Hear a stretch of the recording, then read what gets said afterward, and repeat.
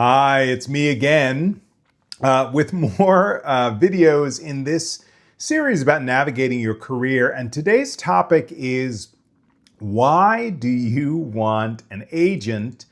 It's a deep question, really, because almost every writer that I know who's out there in the world says, I need an agent, I want an agent, give me an agent.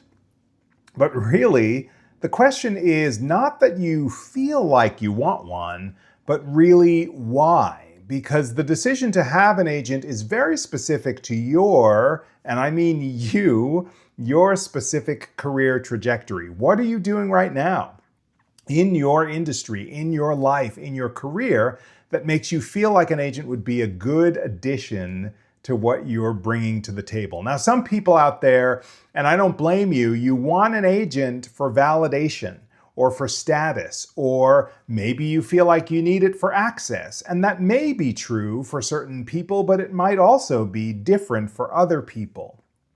You might be in a circumstance where you're a non-union writer, for example, and an agent you feel like would be prohibitive for you and your career, wouldn't be able to give you the opportunities, the specific kind of reach that you're looking for in the non-union area. And maybe you're doing really great by yourself in that space. And in that case, you might not want an agent.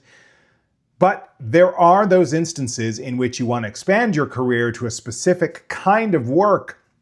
And you want to make sure that the agent that you get is going to let you into those doors and help you move past some of those obstacles. And I really think, I've been talking to clients about this for years. I really think there's an opportunity when you think about expanding your reach as a writer, where an agent becomes a real asset for you. If you're looking to do union work, if you're looking to do professional things, leaning into television, and things that don't involve non-union work, it might be a great idea for you to have an agent as a writer for you to get to be in certain places. But don't think of this sort of global panacea of an agent solving all your problems. The truth is, and I love this saying, if an agent gets 10%, which they're licensed to get 10% of whatever you make, that means you do 90% of the work. You do 90% of the work.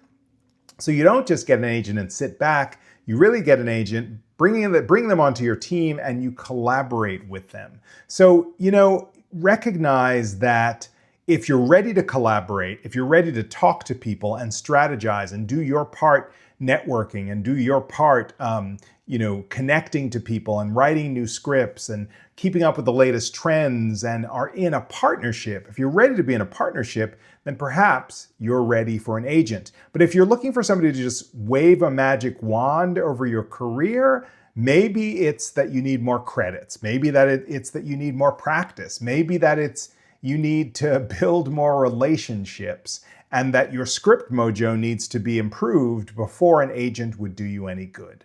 So really think about the notion of whether you're just hungry for a larger piece of the pie, a larger piece of the puzzle, the creative puzzle, or whether you're really ready to have a collaborator and a professional person to get you into certain spaces of union work in your writing life. It's very individual. And that's why this answer is so wide-ranging, because there's no one size fits all. I help writers of all kinds, of all stripes.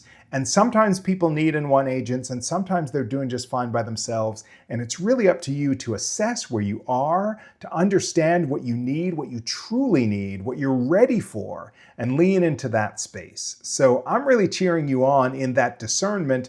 Of course, if you need help deciding those things, you know where to find me. But the most important thing is to look within and to see what it is you're looking for, what it is you're hungry for in your career.